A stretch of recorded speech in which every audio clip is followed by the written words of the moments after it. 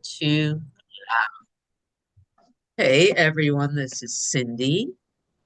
This is an open door. It is May 16th, 2025. This is the hour we have entitled Reality Check, where we have set an intention, or at least I've set an intention for this hour for direct experience.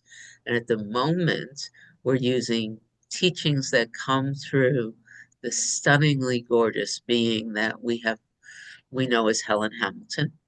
We tend to listen to a clip of her teaching, and then we're on our second space through the book Reality Check. I have a clip that's a little bit longer than what I typically um, offer. Not super long, it's 12 minutes. Guidance was to watch it. It had the word non duality and everyday life in it, so it seemed useful. Does anybody desire to say anything at all before we hang out with Helen for 12 minutes? Just happy to see everybody. Glad everybody's here. Big hugs. All right, here we go.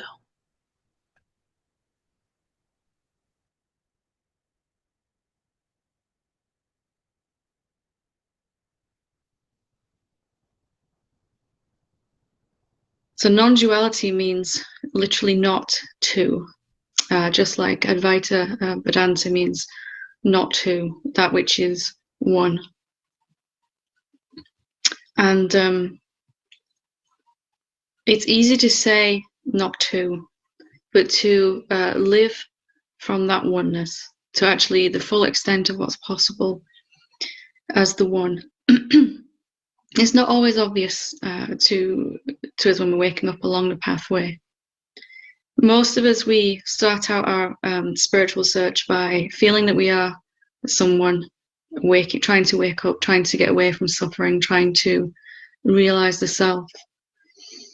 And then we may have some glimpse or some seeing or some opening up to realize that what we are is not at all what we thought we were. We're not actually a separate being, that we are something, excuse me, something so much more fundamentally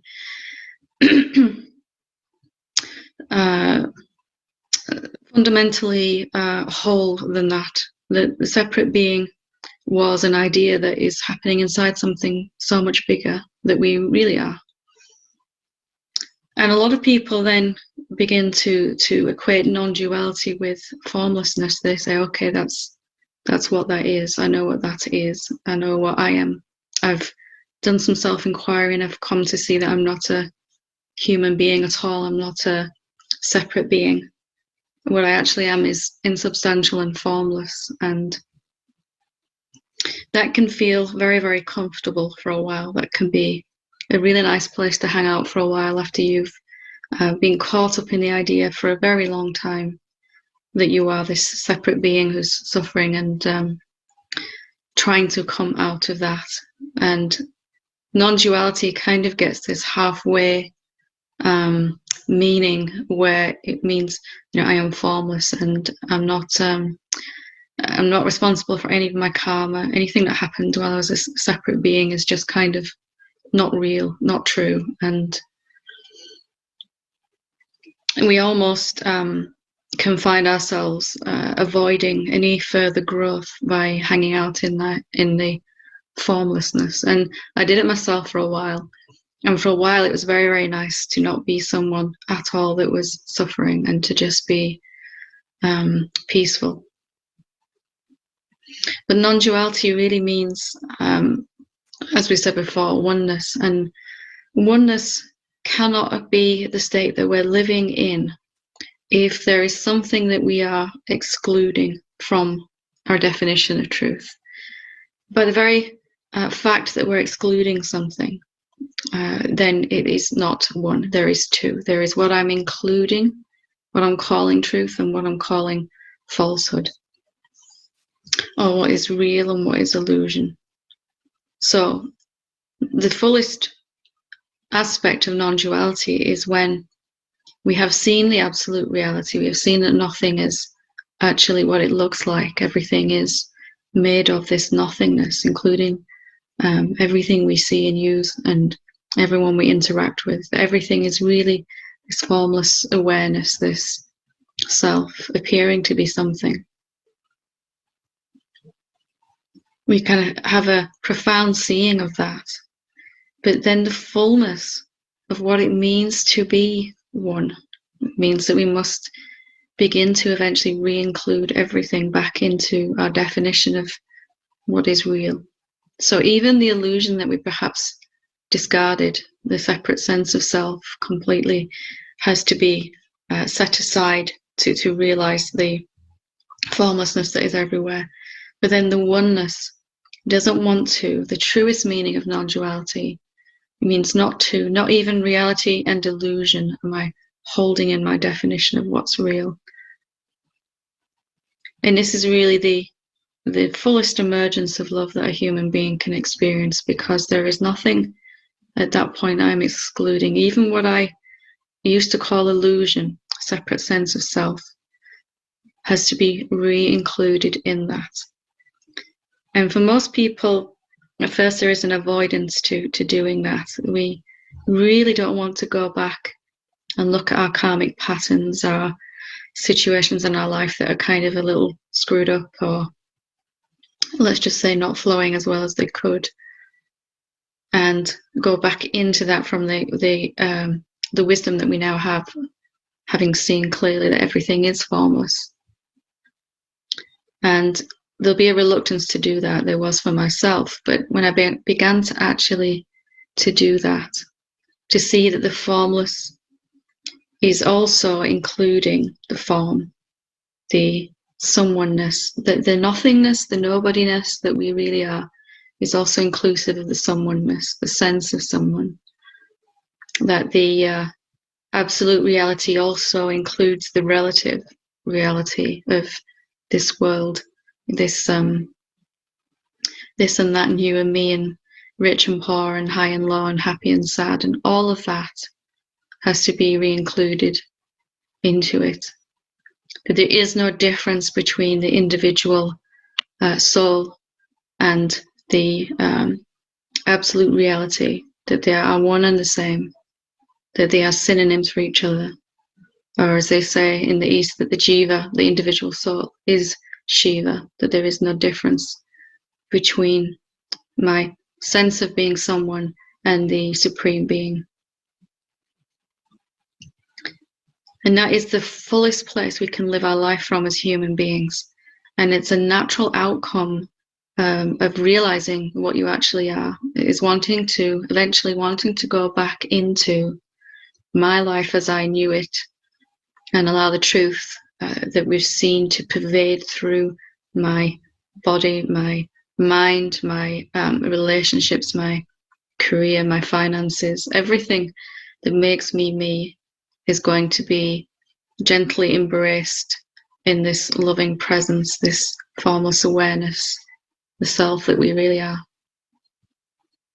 So it cannot be one if there are two. If there's something you are still excluding, as sort of saying it's not real, it's not the truth, eventually it's going to have to be allowed back into your definition of what you are, what all this is.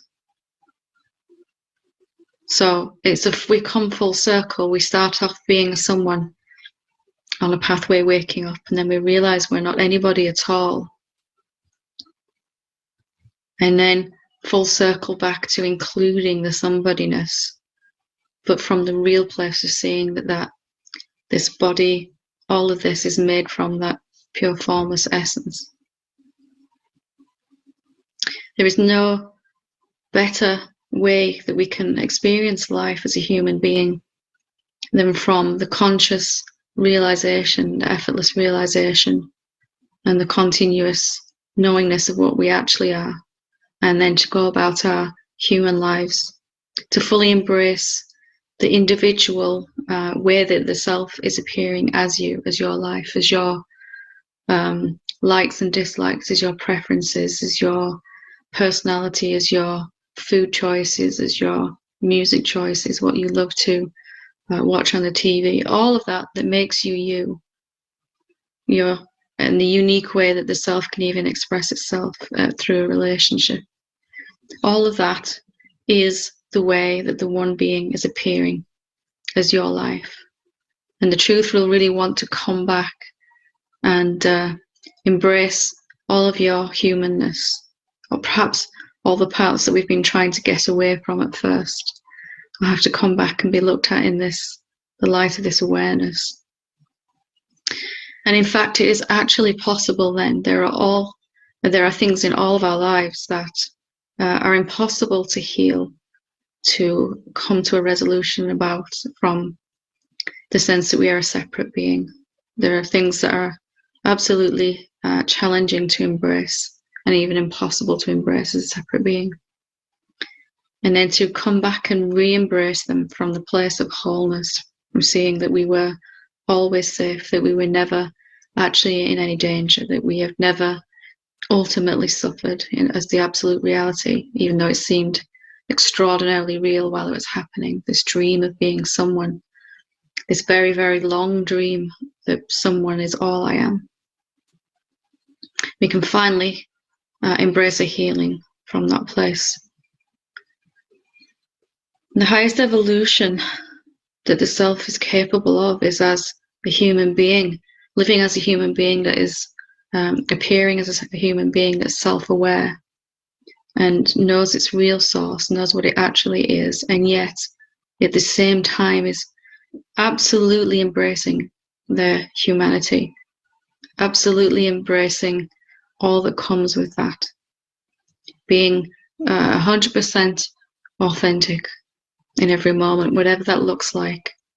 If it's a negative emotion or some trigger happening inside the body, if it is something happening, going wrong in the outside world, something going right, all of that that makes you you is wanting to be loved by the self. And if you're not already feeling this, then it will eventually happen as your seeing deepens. It's all right for a while to hang out in the, none of this is real, all of this is an illusion, and only the formlessness is real. And that is true, that is true. But that formlessness that is real can also appear as form. It's also appearing as all this form.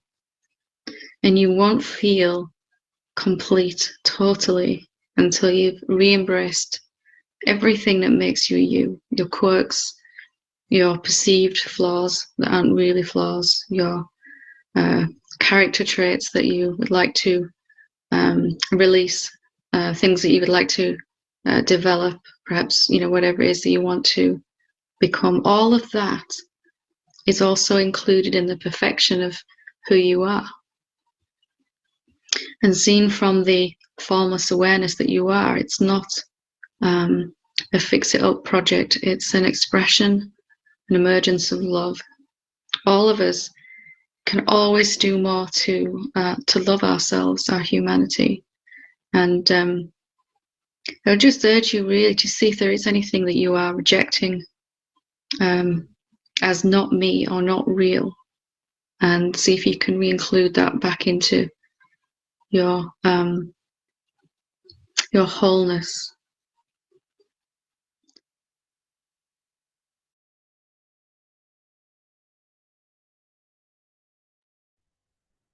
Wow.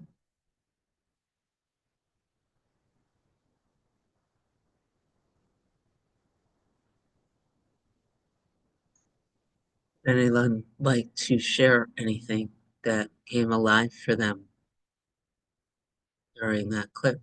Please, Richard. Morning, everyone. It reminded me of one of my favorite quotes from Rupert Spira. He said in his quote, he said, there are three possibilities in life: to be something, to be nothing, to be everything. And the first, there is suffering. And the second, there is peace of mind. And the third, there is happiness and love. So I think that's what she was talking about. I know personally, years ago, I really struggled with the idea of oneness. And for me, it had to be undifferentiated oneness. In other words, I had a number of people in the course who were talking about, well, we can't understand oneness because of our finite mind, but there is possibility of all of us being in the mind of God and being separate, but we're all one. I couldn't wrap my head around that. It either had to be undifferentiated oneness or there was not oneness. So when I found Rupert's the quote I mentioned earlier, I really found it liberating to love everything, not just my own experience, but everything I perceive I love. So that's really helped me.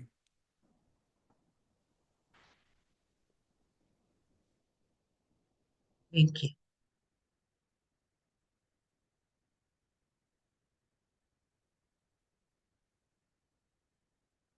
Please, Amy.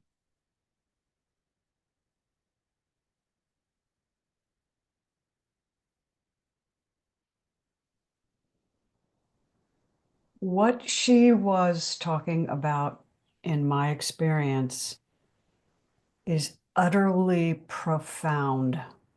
And one of the greatest challenges that we can have as a physical being, apparently, in a material world. Because every second of every day, we are in relation to something that appears to be not us.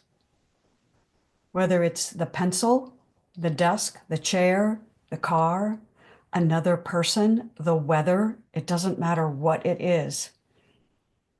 And so to exist on a level of such openness and vulnerability, to really allowing everything to be for me, is so multidimensional. It happens, it's all encompassing. It's everything. And Cindy and I were talking before the class started, and that's what I'm trying to open to now, is just to open to everything being the one. And that is accepting everything as it is without exception. And I asked for that knowing. I asked to know the atonement as the truth. And wouldn't you know it, I have gotten so many things coming at me that seem separate and seem to be attacking me. And my first impulse is to take it personally, to find out where they're wrong, and to push back. And something happened just yesterday where the person was wrong and was making a subjective conclusion about me. And I just wanted to prove them wrong so badly. I wanted to, I really did. I got completely caught up in it. And then I felt really guilty because I know better, you know? And so guilt, then, I know, is a completely unnatural way of thinking. There is no guilt. So then, as Helen says, you have to accept your personality quirks. You have to accept the quirks of the other person. The very things that cause us discomfort and cause us to react in very human ways. I mean, it's so deep, this whole thing. I don't see how, personally, I'm ever going to. I cannot do it alone.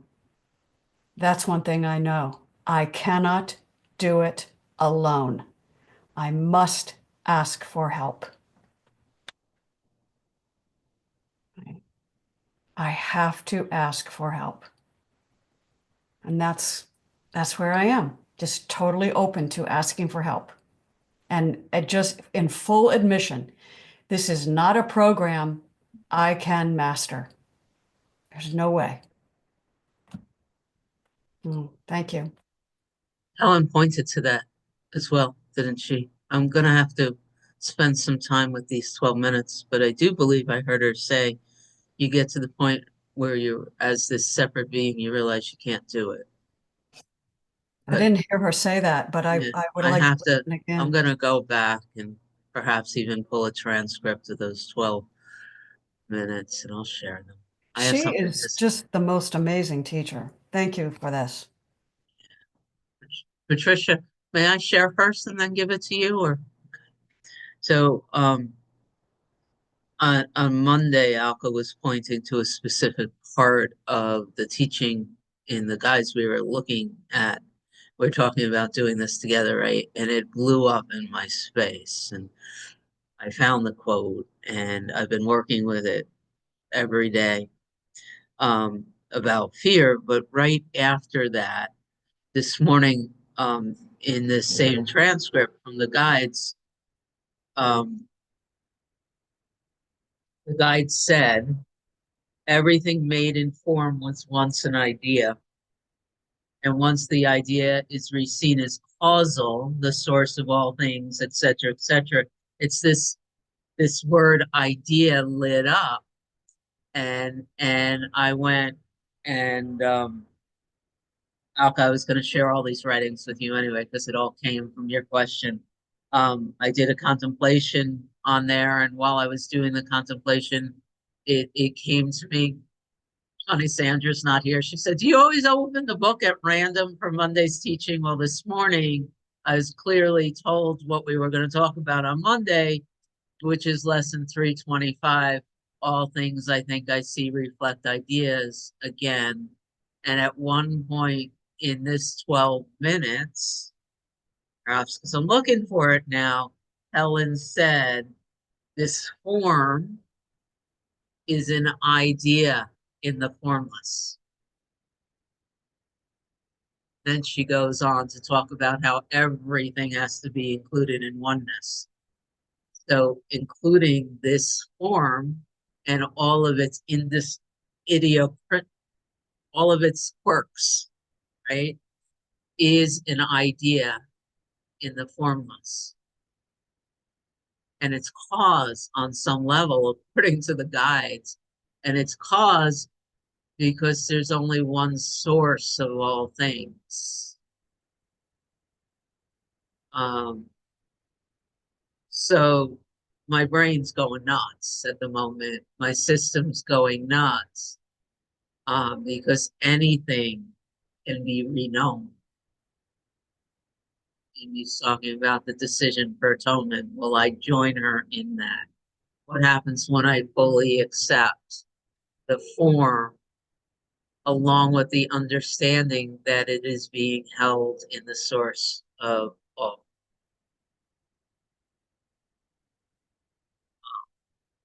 That's like it's blowing me away right now. I'm a bit in awe of how close God feels. All right, Patricia, it's all yours.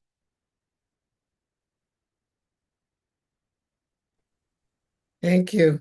Good morning, everyone. It's wonderful to see you per usual. I will miss you Saturday and Sunday and Monday. What I was thinking about when I am in the moment and in awareness, I'm practicing that more and more, just being aware. That's it. I am more accepting. I accept everything as it is with a sense of equanimity. And when I'm out of sorts, I have reactions. But if I come back to the moment, come back to the now, come back to the awareness, and just accept what is, without a reaction. I mean, if I watch the news and I see Trump, I'm not reacting. I generally walk out of the room, but I can't sit there and watch him. But that's okay. So that sense of, and for me, it's like what equanimity means. It's not a this or that. It's this. It's this middle point. That's what I wanted to share. And I love you all. Is there more? Or are we gonna read a few words? What are we doing now? All right, I'm gonna screen share what I have here. I am going to trust that somebody knows. Somebody knows where we're gonna read Yeah. from. Somebody has to tell me. I have my page open at if you cannot find where you end, then you must go on forever. And you must be the unlimited being. Did we get somewhere with that? I have a little further along. I have that we ended with the sentence, there is nothing outside you on the top Okay. of 27. Yes, So I can you can- see it on what I'm screen sharing? I have my own Kindle out here because I'm logged in with the phone, so. Yeah. Oh, no, go All right. back to where you were. Okay. And on Is the there- left side, the third paragraph, the dictionary definition. All Yeah, right. I've got that. So let's start there. And again, everybody knows that anyone at any time can say, time out. Let's be with this. Yeah. All right. All Right. yours, Elka. The dictionary definition of infinite is limitless or endless in space, extent or size impossible to measure or calculate. So if you think there are over 7 billion human beings and countless billions of animals and insect species, then that would make you an infinite being with holes inside you that are too numerous to count. If you spend even a few minutes thinking about this, you will see it must all be you. Even if we consider something smaller and more local, we can see it is not so. Consider the sofa you're sitting on right now, or the clothes you're wearing that seem separate from you. Are they really? How far does your infinite being go? I have seen many students tell me they know what it is to be formless, but they imagine a human body sitting less than 2 meters away is separate from them, and the air around them is also separate. To know what it is to be formless is really to accept there is nothing outside of you, different from you or separate from you. It may look as though you are just a human being living in a world populated by countless beings and insentient things, but this cannot be so. It really is a choice now of where you want to live from. You must either choose to live as that infinite being that you are, or continue imagining yourself to be small and limited and here only for a short time. Can we stop for just a moment?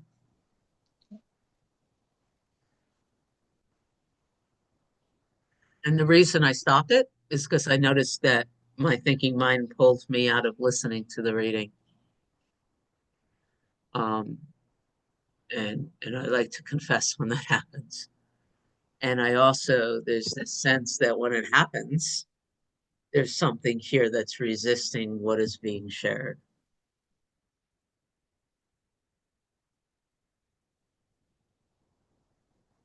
I'm also curious how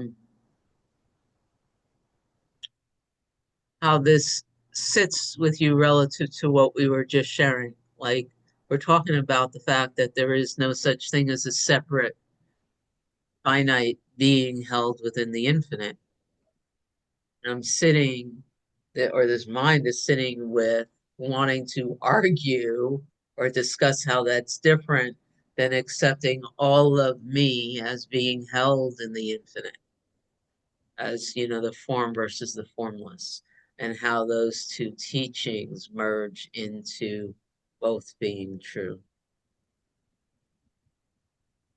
And I'm feeling an energetic disturbance as I say these things out loud. So it's something happening here. Hey, Amy.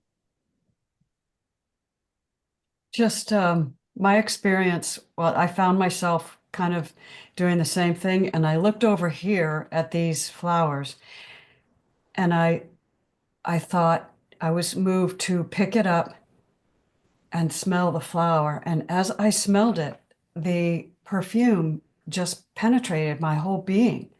And I thought, there's no boundary between the flower and me. And the way that I recognized that was through the olfactory sense, because the perfume was formless and invisible. And yet it entered my whole being, and it changed my relationship with this flower. And that's just a really small example, but I wanted to share that. It's very small, but it was very powerful. Feels very like this aroma. Is it form or formless? Is it a bridge that helps us That's move from the form to the formless? exactly. It was a bridge. It's definitely picked up by the senses, so it's perceived, but it was a movement from the flower into my whole body. I could feel it in the body. It penetrated the body.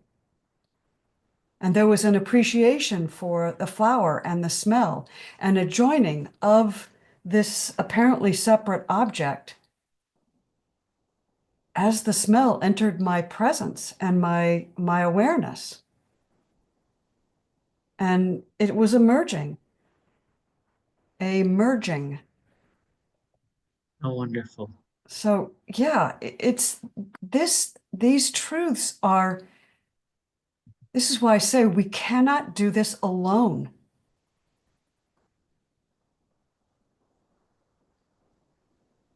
We just can't. My thinking mind didn't think to pick up the flower. It just happened. Right? It just happened, and the awareness just happened. It wasn't something Amy did. And to give into that over and over and over again is the practice.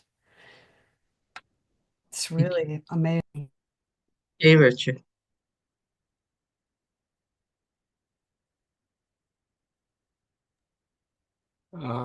What apparently works for me right now.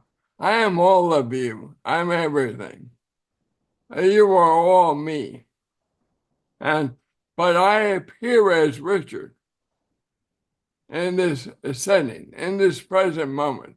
So, but I am all of you. I am everything. I am the flowers that Amy held up.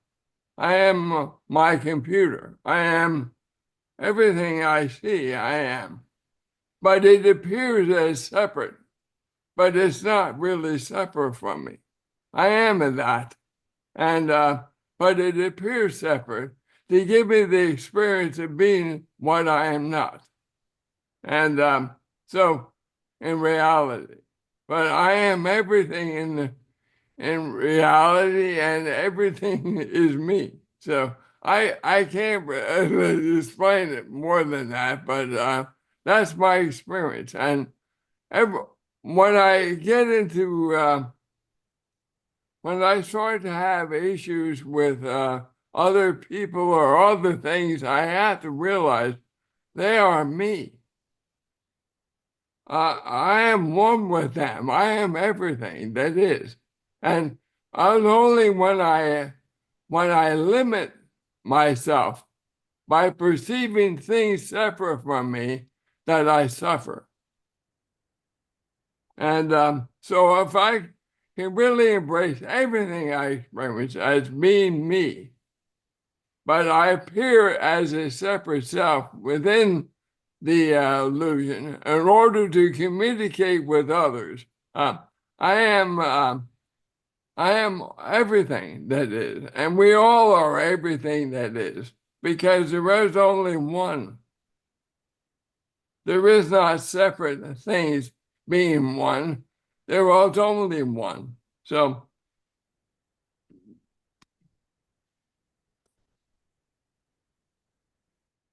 Thank you. Alka.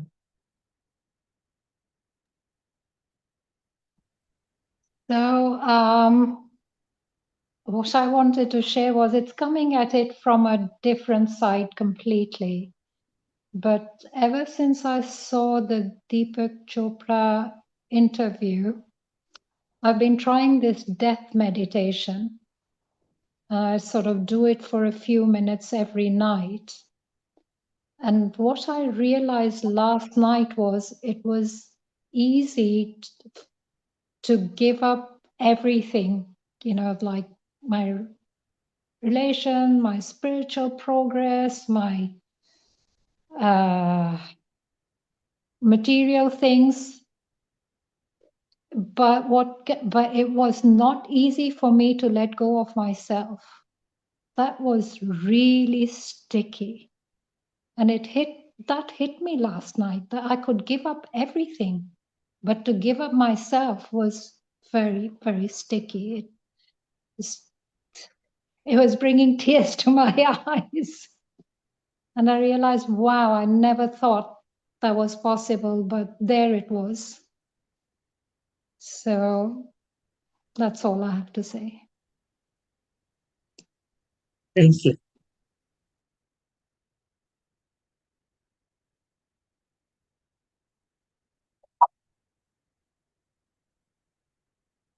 Is there anything more, or shall we read a few more words? All right.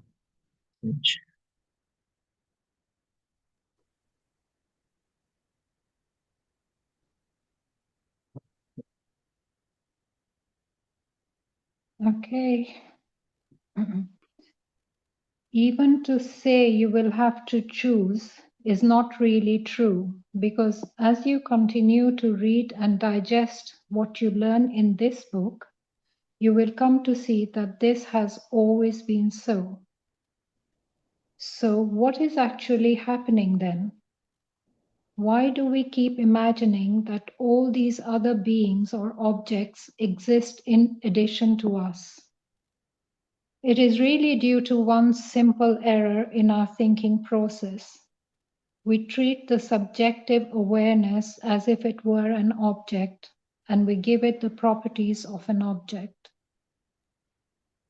We believe that the subjective self is displaced, moved, or replaced by an object, because we believe that it must be one or the other, subjective self or object. We feel that when we see an object, it must have taken the place of the subjective awareness or pushed it out of the way.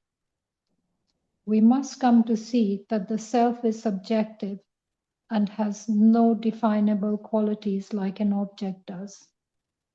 It is not hard or soft, long or short, big or small. The self has no edges that would push up against an object. If we take an example of empty space and put a cup in that space, have we moved or displaced the space? No, we haven't at all. Formless awareness does not have anything tangible about it to shove up against, and not even an atomic bomb or hurricane could cause the formlessness to move out of the way, to allow space for an object to occupy that space. Formlessness is infinite. in all places at all times. And so where would it go anyway if it were moved? Can you move something that is already everywhere and not able to be nowhere? Deeply contemplating the truths you have read here will allow you to begin to live from them and as them. You must keep interested in this subject until you're convinced that what you read is true, and you can prove it to your own self in your experience. You cannot prove this is true to anyone else, and you do not need to. Once you're convinced of this, you will feel at peace and you will directly experience your reality for the first time. Can we stop here for a minute? Absolutely.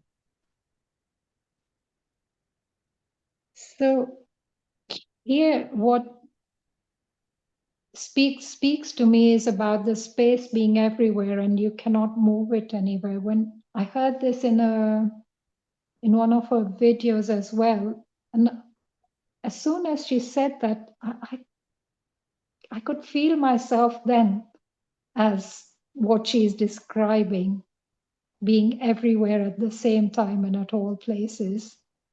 And nothing else spoke to me except this sentence about that you cannot move space anywhere, anyway.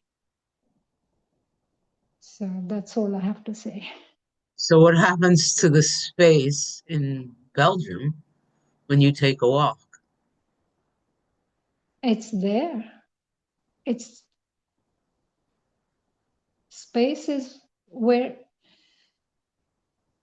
space is everywhere. She said what she said in this video was space is everywhere. Even if you move the earth and moved it to the other side of the universe and back again, the space is going to be untouched and unmoved.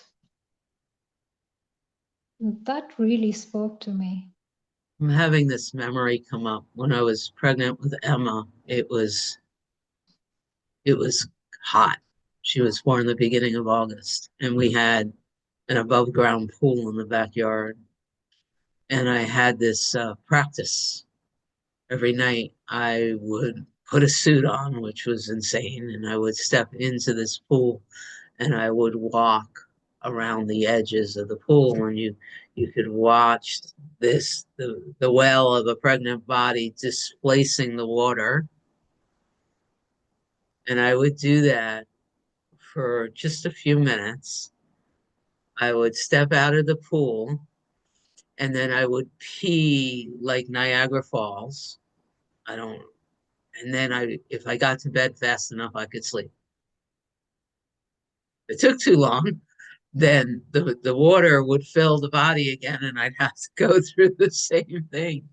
But as I was listening to you read and then share that whole experience, because there's a lot of objects in this one interesting experience, and I could still feel the body, this very kind of body hot and filled with all this extra fluid displacing the water in the pool. And then there's this pressure differential, and I'm able to release all this urine, and the body relaxed and it could rest.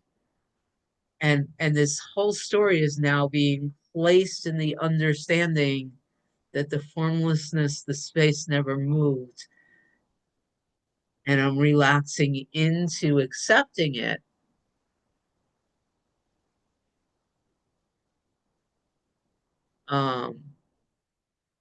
And the mind attempting to push against it, if that makes sense.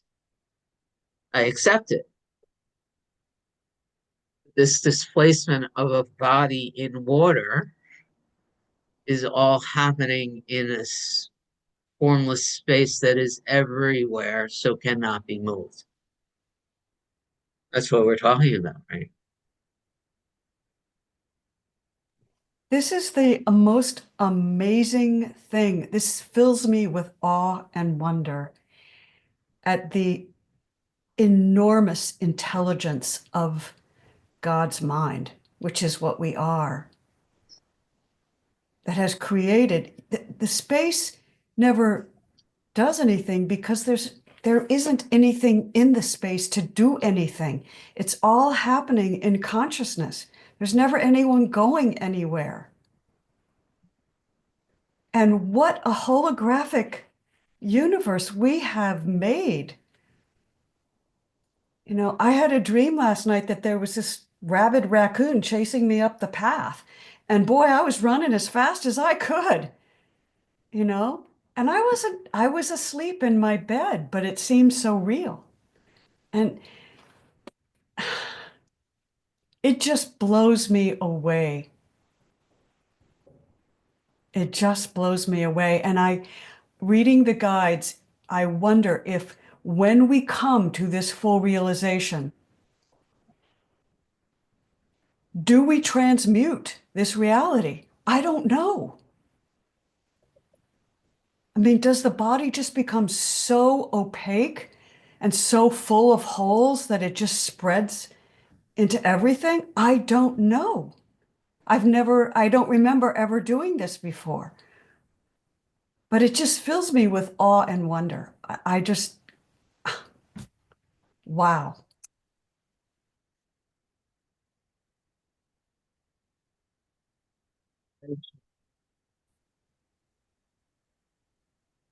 What has helped me on my path is the 3 states of being in the non-dual teachings. And the first state is the deep sleep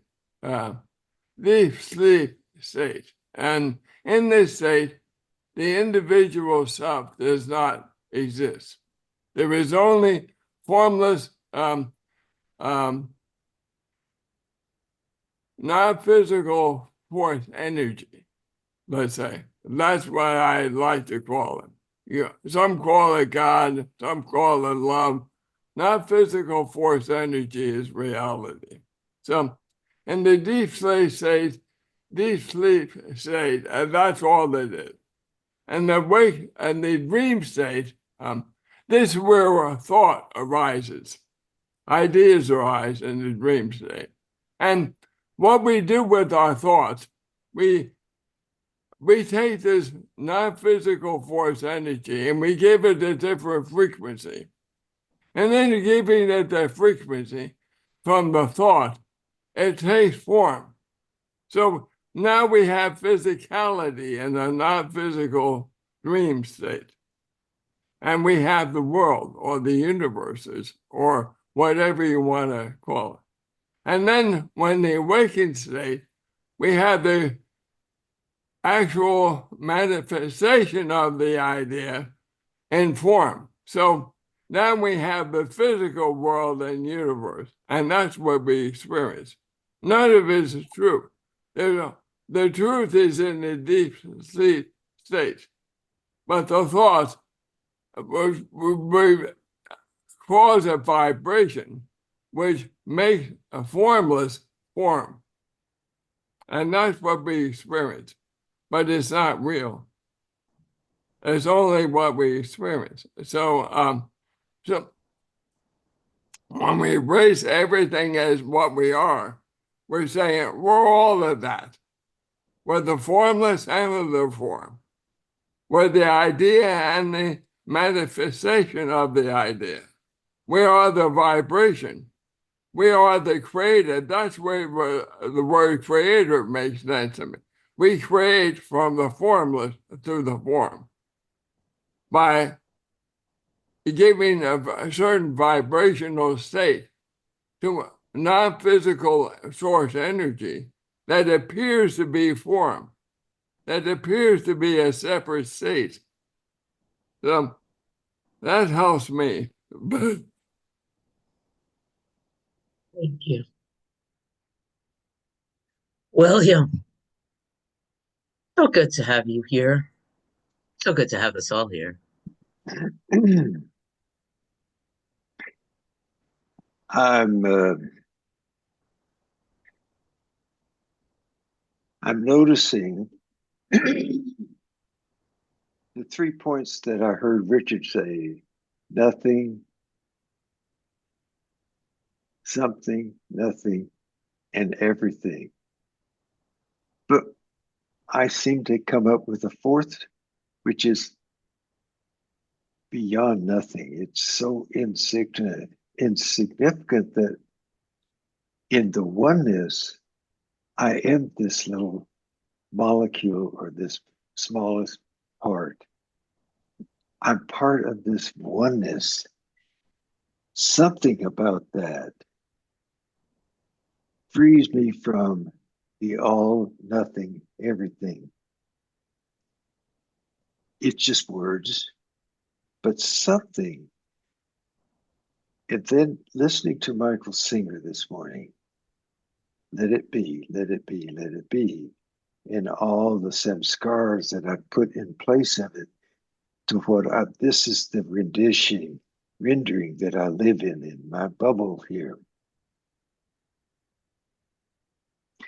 And when I let in the moment, when I'm so in the moment and let whatever comes, come, flow through.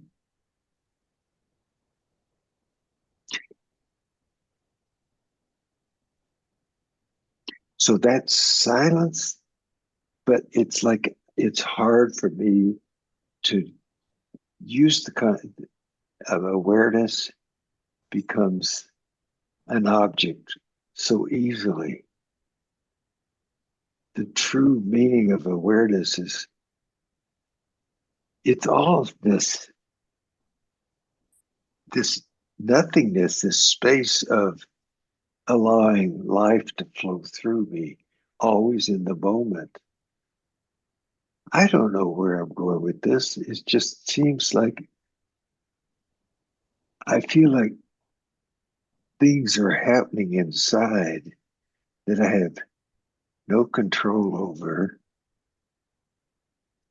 And I think ultimately when you talk about death, to really let go of this image, that's what I'm seeing. I just am so fixated on this image that I've lived, that lived me.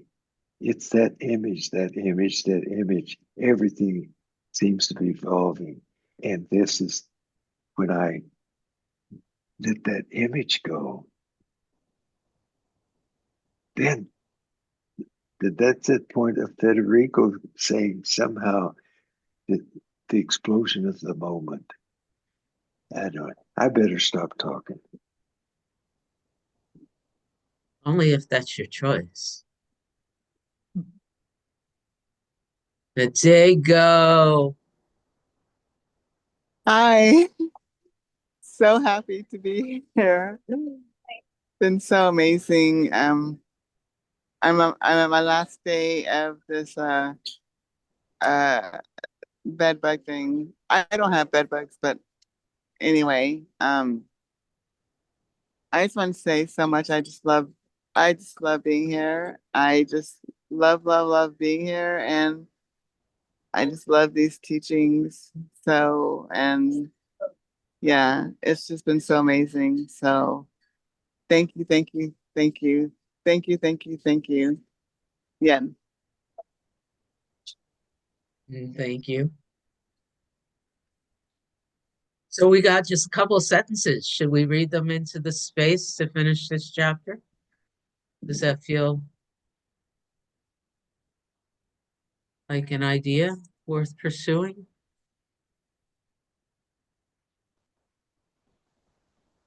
All yours, Alka.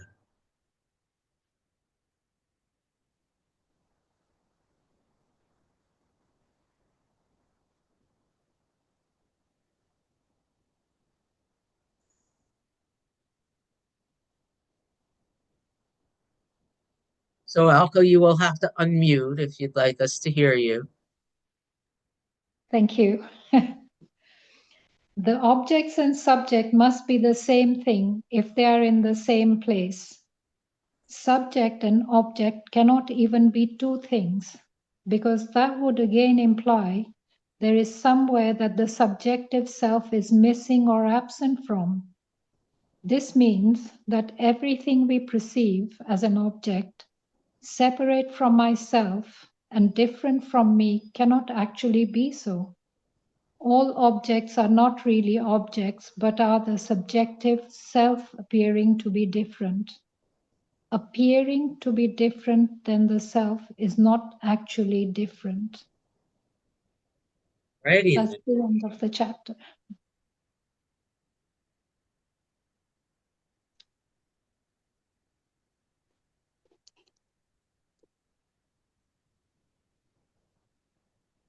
So that was very helpful Which part?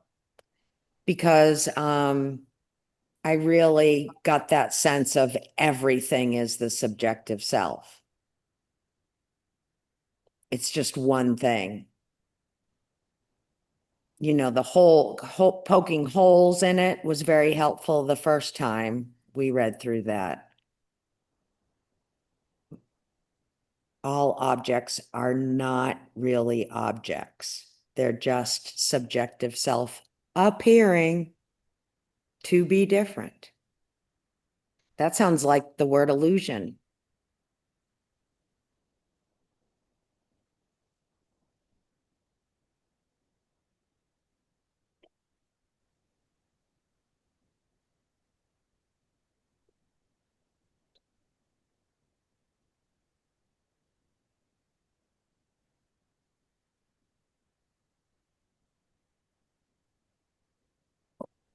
My visual field tells me I'm looking at 10 others,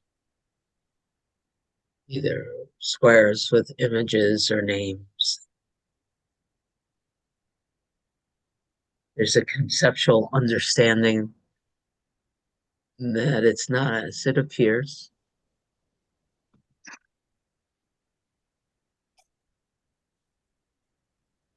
And a deep, deep, deep appreciation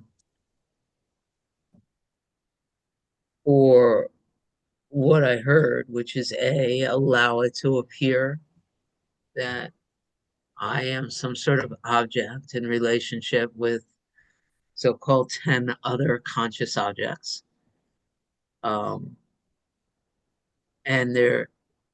all of these 11 objects are being held in something that is formless, and the dissolving from this sense of being an object with a subjective awareness of others will dissolve into something else, not through this so-called object's efforts, but as I relax back into what is holding this experience. Yep. How did that sound?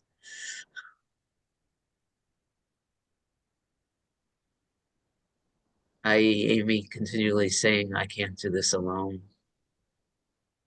I can't do it.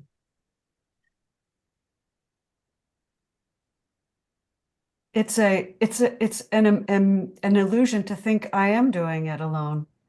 No, I'm not. Oh, it's just, The word alone doesn't even make sense you're right. in this context. You're right. What does that even mean? Everything just is, so there's nothing to be done. If you stop trying to make it something you do and just are it, are everything, then you're just part of the experience of being whatever. So it just is. Everything just is. And if you think of the word alone, it's all one. All one, that's right. Rana, you never heard that before. Not before this moment. Hey, Cindy. Yes, ma'am. So when we finish this book, Sandra and I are going to host at the same time a gathering to read Resurrection. And I wondered if you wanted to share anything about our conversations around that. So this hour is dedicated to the intention of direct experience. And there was a desire at the end of reading Reality Check to spend some time with Resurrection, which is a book from the guides. And it will be facilitated by Amy and Sandra. Now, we had some conversations, and I actually didn't have one with Sandra, I had one with Amy, because there will be assignments in the reading. I don't know exactly how they're going to do it, which actually requires the book. So here's what I want to say to everyone who would like to take this journey, is that an Open Door is a nonprofit, and though I am beyond grateful for the donations that come through, they're a flow of love and energy. It is never a requirement to spend a dime to be part of an Open Door. So if you would like, and I would love for everyone to be part of this experience with Resurrection, but buying a book is not in your purview for any reason. An Open Door has money to purchase books, and would love, love, love to share some of the donations that have come through in that way. So all you have to do is let me know and give me an address, and we'll send you a book. And it will take place when we finish this round of Reality Check. So I believe that's what I wanted to say. Amy, does that sound about right? I think you said it perfectly. And I would only add, if you want a book, let Cindy know as soon as you can so that we can get it ordered and sent to you. Is the book available on Amazon as a Kindle book? Yes. All right. And And- maybe we could make this same type of announcement next week as well. Yes. Yes. It was beautiful. Thank you. Dago, if you can send me your mailing address, please send me an email with your mailing address. And we will get a hard copy of the book to you.